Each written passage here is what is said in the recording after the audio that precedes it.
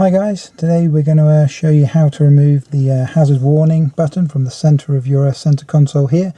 This applies to the A4, S4 and RS4.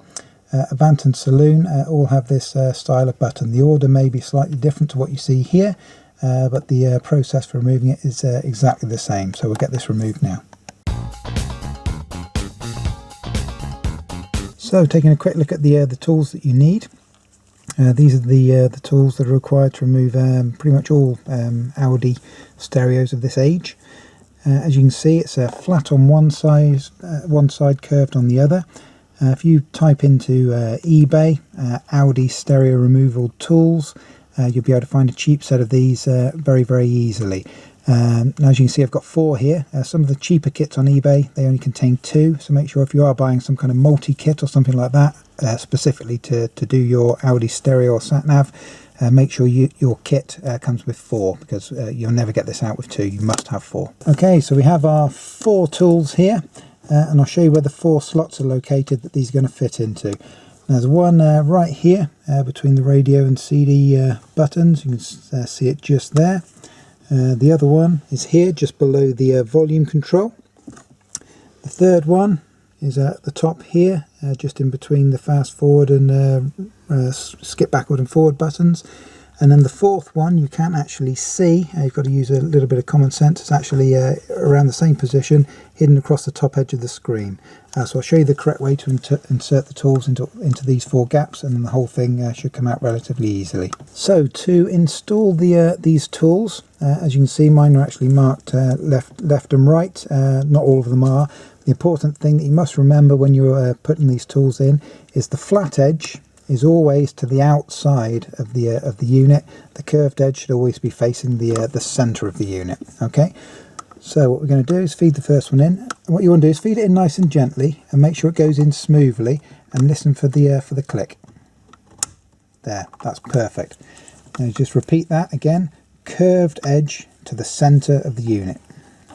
And you want to feel that it goes in smoothly. If it doesn't, then you may have this may have been removed and refitted badly, and some of the connections bent. That's fine. So don't force it in. If it doesn't feel right, pull it out and put it in again. Now the hidden one that you can't quite see, you can kind of get an idea of where it should be. You can line it up with the bottom one. Remember, curved edge in towards the center, so we know it should be somewhere around there. There it is. So all 4 are in, so we're ready to remove this unit. Now, one thing to do before you actually remove the unit is to protect your gear knob, because what often happens is, you see, this kind of happened to this one, I guess, maybe through removal of the stereo, I'm not sure, but the bottom of these units tends to be quite rough. You know, it's kind of a machined aluminium, and if you bring it out, you have to disconnect the wires, and so you end up leaning it, sitting the unit on top of the gear knob. And of course, in this S4 here, this is all made of nice leather, and you really don't want to ruin this. So what I'm going to do, this is an automatic. If you've got a manual, just move it down to 4th with the engine off. Now to remove the automatic, obviously the lock's on, but if you turn the key without switching the engine on, turn the key to position 2 just to get the ignition on, you'll be able to move this out of the way. It gives you as much room as possible. And then what I'm going to do is I'm just going to put a cloth over the top of that to protect it, and now I'll remove the unit. The key to removing the unit, sometimes it can be a little bit sticky. The key to doing it is kind of pulling on opposite sides evenly. What I tend to do is go diagonals to start with. Now what you may find is that one of these doesn't lock in as it should and keeps popping out. If that's the case, then obviously try using the opposite too.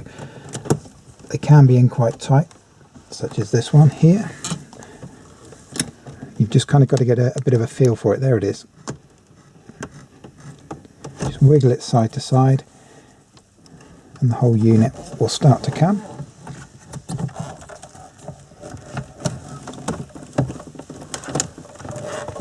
And there we go. We've got access to the rear. So I'll show you how to disconnect these plugs next. So we've got 4 connectors on the rear here to disconnect. We'll start with the first. Start with this blue Fakra connector here.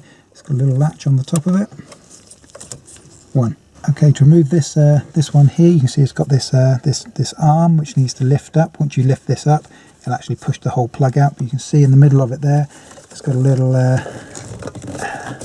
latch to stop it lifting up. So I'll push that down, lift the whole thing up, and the whole thing will pop out. So that's two. Next, I'm going to remove this one down here. I don't know whether you can see it from there. It's actually got a little latch on it just there. You can hear it clicking. I'll just swap hands, press that, pull the whole thing out like so. And for the final connector, the main one here, again we've got one of these lever arms that'll push the connector out. But if you don't know whether you can see it there, it's got the lever arm, and just on the inside of it, it's got a little catch there. If you push that catch down, that'll allow you to move the whole arm up. Just careful as you do this. That comes out, and the unit's completely free. So I'm just going to show you very quickly how the mechanism works. If you do get one that's kind of bent or a little bit hard to get the tool into, if you understand how it works, it does make it a little bit easier. Now on the side here, I'll just turn this around so you can see it a little bit better. You've actually, on each corner, you've got these little tabs, and you can see I can push these in. That's what kind of locks it into to place when you push it into the center console. Okay, so if I remove this a second, for you can see how that springs out. And so the center console, when you slide this in, the center console snaps in behind here, and that's what stops it pulling it out. Now when you push the tool in, if you watch from the top, when we push the tool in, it pushes this whole thing inwards, like so, so that allows you to slide it out of the center console, and this little pin right in the center here snaps onto the inside of the tool, and that's obviously what allows you to pull it. Okay, so to release the four tools when you finish, just press in hard on these and pull them out like so. But that's how it works. Now once you have access above and below your hazard warning button here, it's very, very easy to get out. What you want to do is just reach underneath it and grab as far down the button as you can, and again grab onto the top. The whole thing just slides out. The whole thing will just pop out towards you. So give it a bit of a wobble, and the whole thing will just pop out. Don't force it, because if you force it, you can break off this kind of plastic panel which sits on top of the bulb here.